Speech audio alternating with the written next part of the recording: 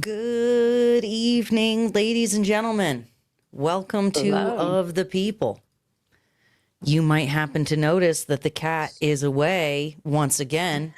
Our host, our fearless leader, Mr. Robert Chernin, is on a plane going far, far places to do like deals, and because he's like a big deal and he does stuff.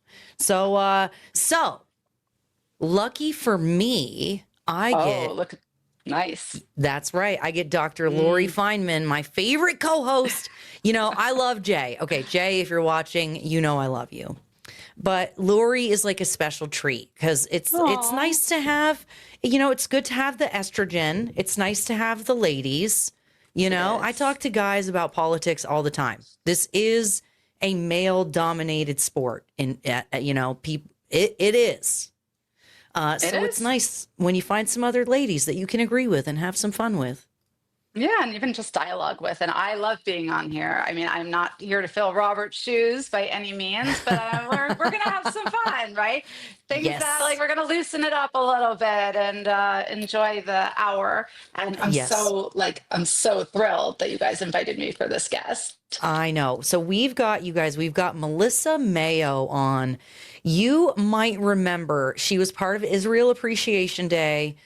She is a friend of the channel, and but she's also been on the Food Network. She's got, you guys check out first. Hold on, before we bring her in, Lori, just let's look at her website. Okay, check this out. Okay. Hang on, I got to present this. I was reading something. I got to ask her about it when she comes on, about something that she said about food. You guys, I know that this is a political channel. I'm not going to bore you to death talking about food. But look at this. You know, she like I said, she's been on the Food Network. She's on Instagram. She's doing shows. Go to her recipe, her blog, her podcast, buy stuff, y'all. Look at this.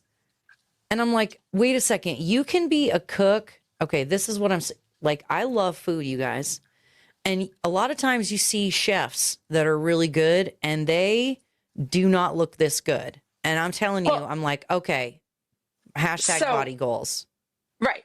Not only does she look amazing, she's making food look sexy and can have authentic conversations about passionate points like Israel and world happenings. And so it's like this amazing like combination of just like the perfect, you know, mixture in the best dinner ever. Like it is unbelievable. I love it. She's a recipe.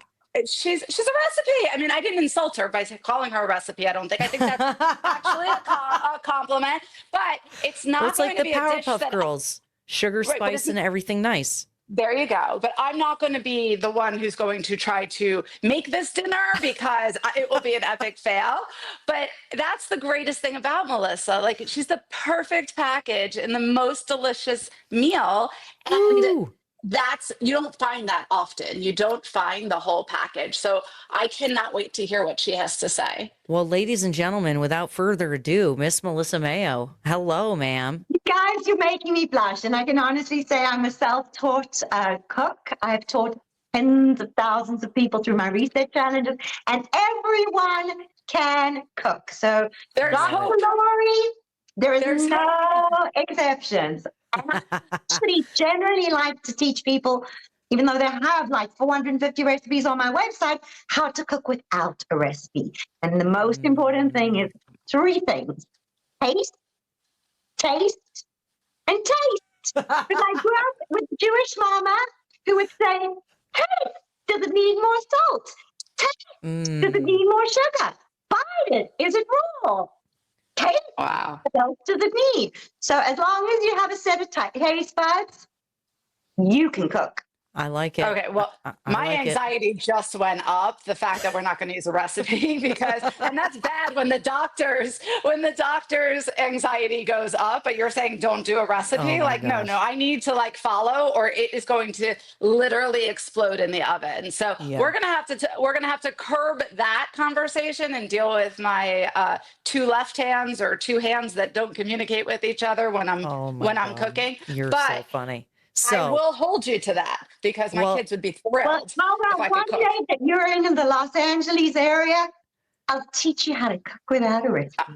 I'm in. I'm in with a Xanax. Speaking of Los Angeles, actually, one of the things we wanted to talk to you about this evening is what is going on with the wildfires in California. You are there, you're seeing it, you're experiencing it. Can you share with our viewers a little bit about what that's been like, what you're seeing, what you're hearing? So, to begin, the night of the fire, I actually belonged to the Chabad of Brentwood, and I received a call from my rebbitzin.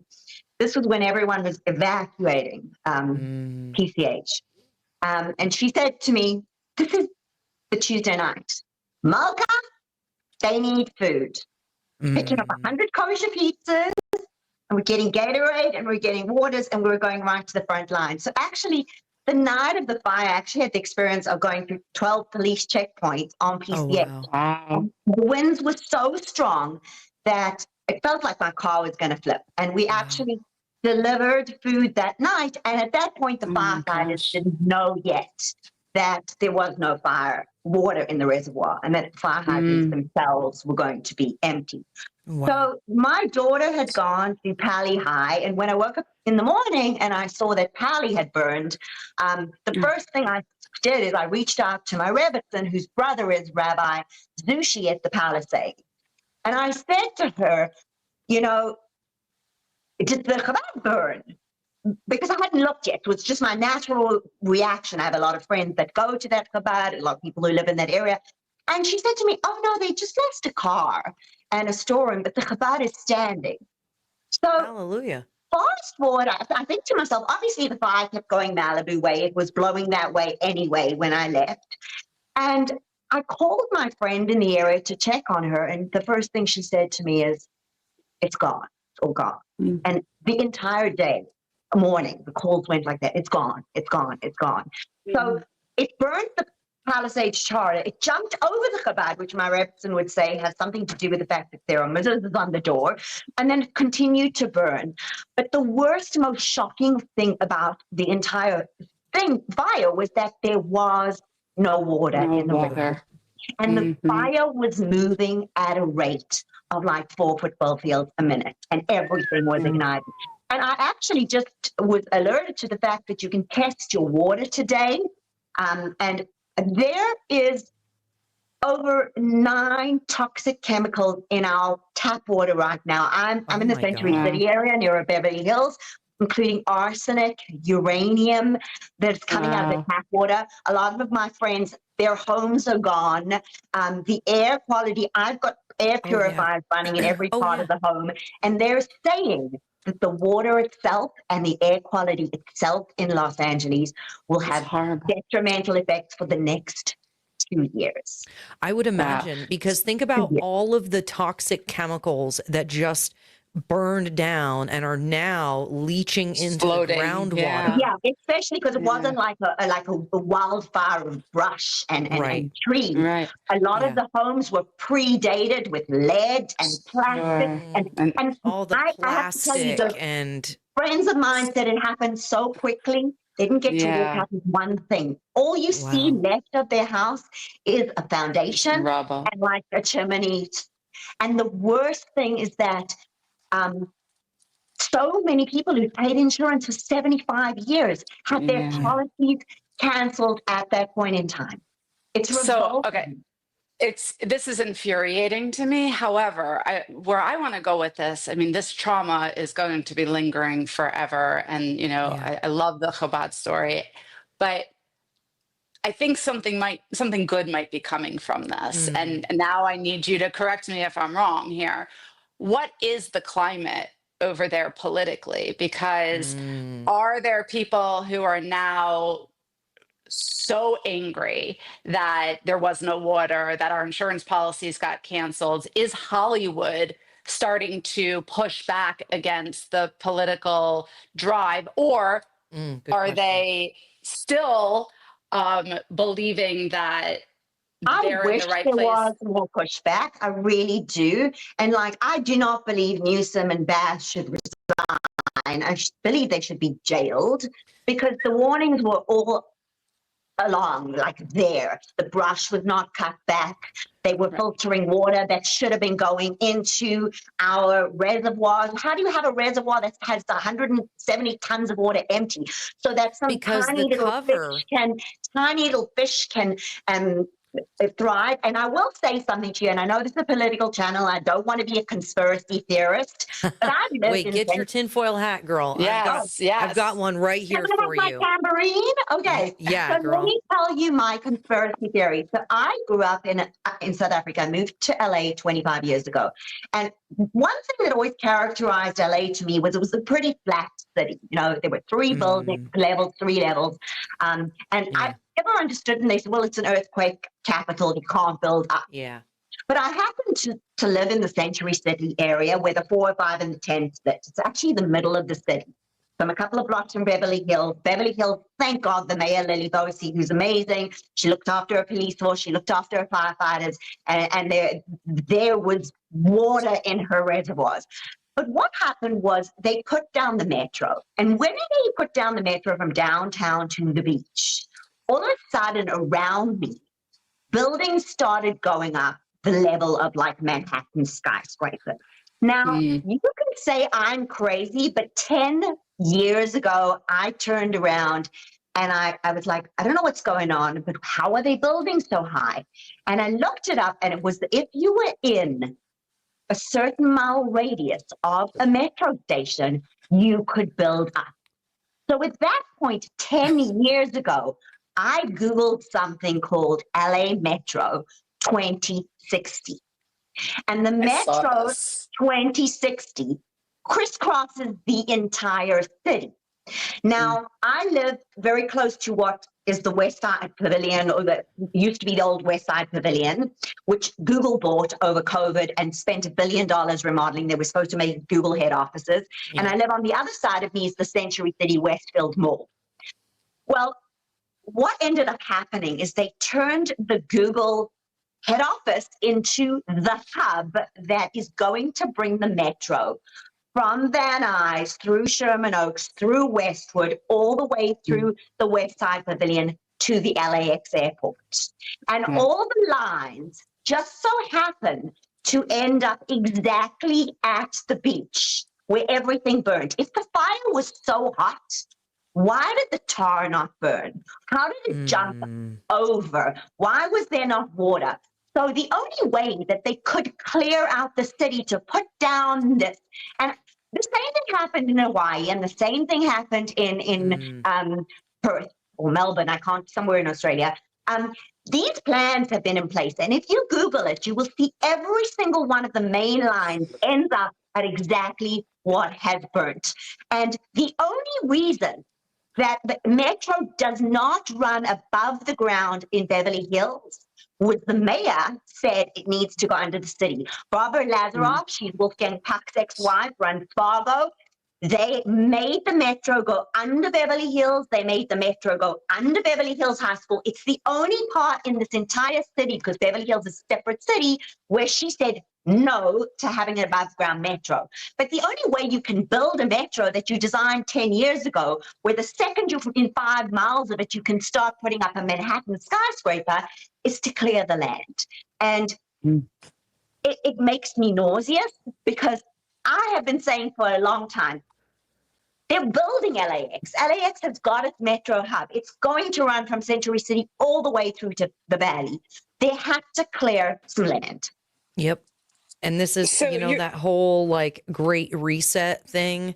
This is the thing, you guys, is we see so many areas where governments are happily going along with this, with reducing the quality of living for the people who are there. And this is, it's another, to me, it's just another form of eminent domain.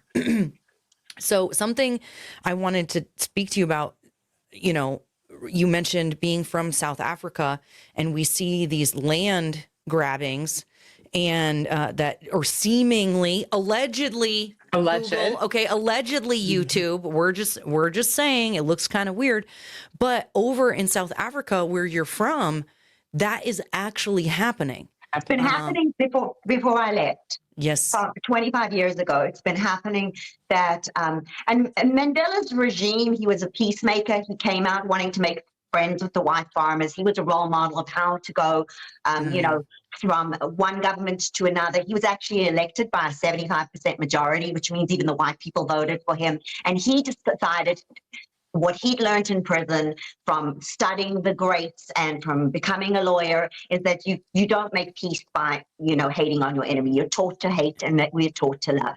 So at that point in time, there was a great camaraderie. But after he passed away, the government fell into a lot of corruption, and a lot of the presidents have been extremely corrupt and taken money.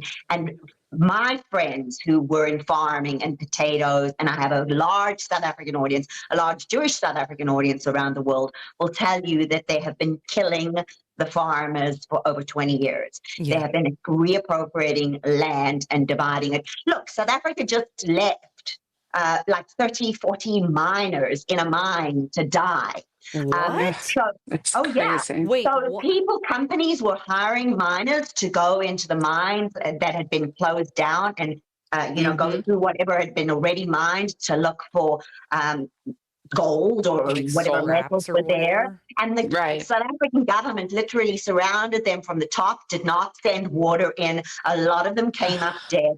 The South African government itself is corrupt, and we can see that now because we can see how it was almost bankrupt and how it literally pulled itself out of a hole. Now, that's not to say South Africans, all my South African friends around the world, and a lot of them have immigrated and a lot of them are still there, are friends of Israel. They are friends of the Jews. Unfortunately, we have a very corrupt government. And I was proud to see that for the first time since this really corrupt ANC government took over, we had free elections this past year and the power shifted. And instead of there being one party, there are two parties, which are coalition parties.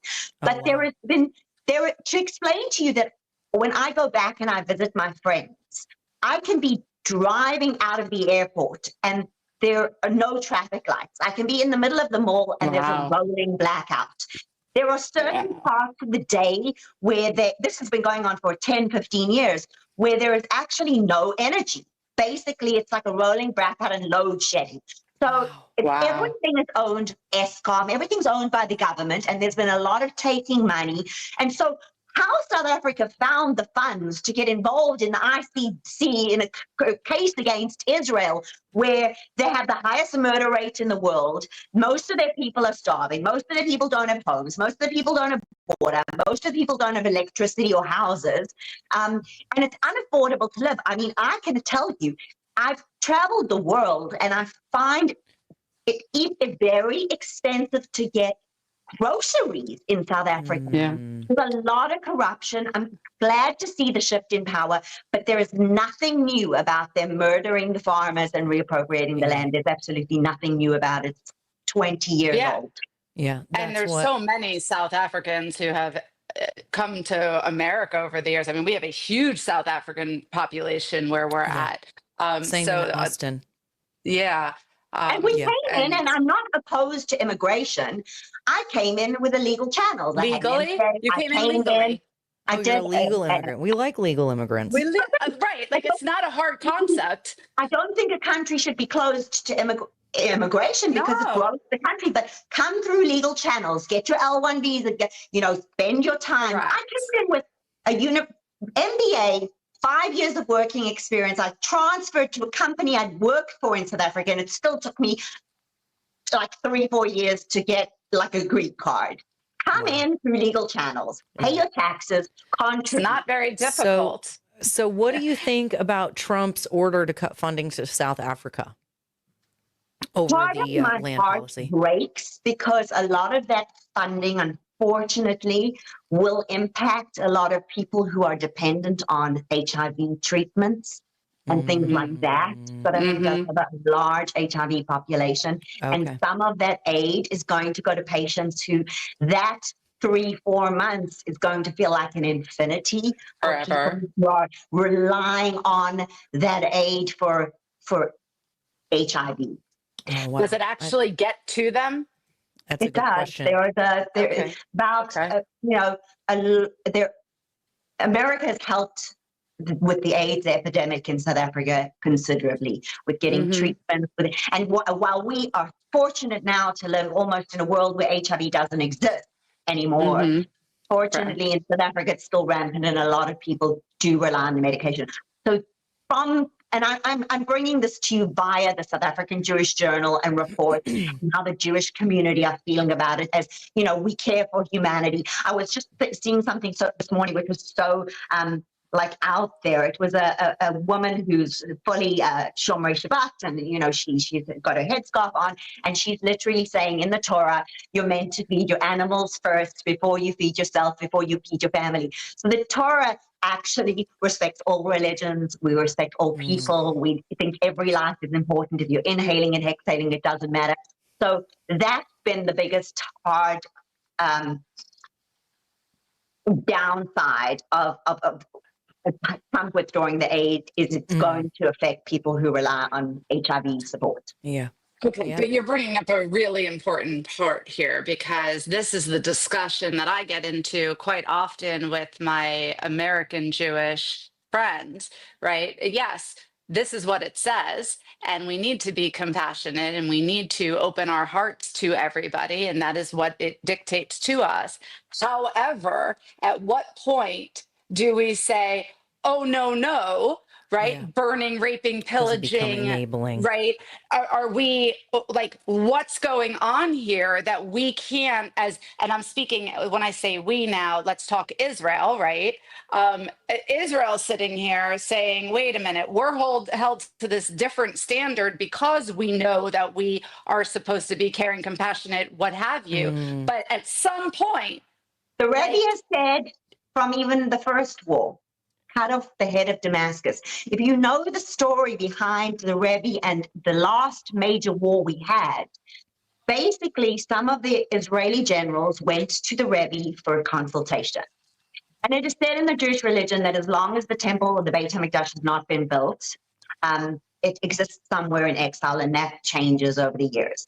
So 770 Crown Heights is where all the books from the Hasidus, from Russian Jewry sit, the very holy place. You saw Trump go to the Ohel with Ben Shapiro. On the day I saw him put a rock on the Rebbe's grave, I'm like, that's it. And I've been a Republican since I moved to this country. It's nothing new to me. I've never been a Democrat, actually. I didn't just join the Trump train. I've actually always been a Republican because I love family values. I have home in Italy where my Catholic friends are some of the most God-fearing people, and they believe in a he and a she and a man and a wife. And so I don't have an issue with anyone's sexual orientation, color preference, but I'm old school traditional.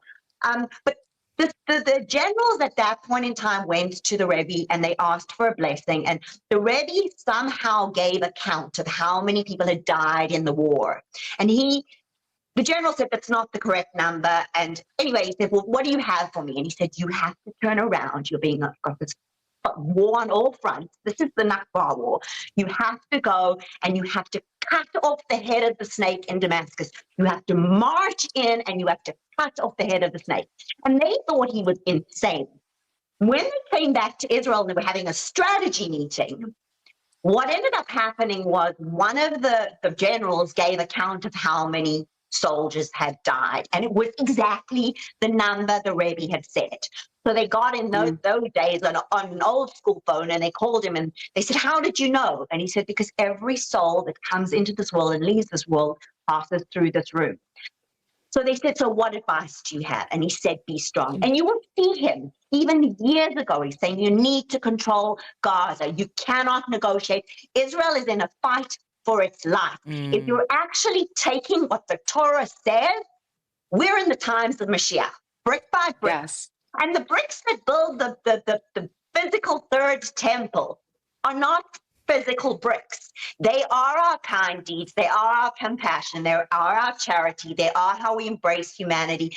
We're not chosen people because we're better. We were just chosen to show humanity this is the way to be. So while leading by example and trying to do all of the things that we do to create more mitzvot, so the scales can tip from light into darkness, and we can really realize the final prophecy.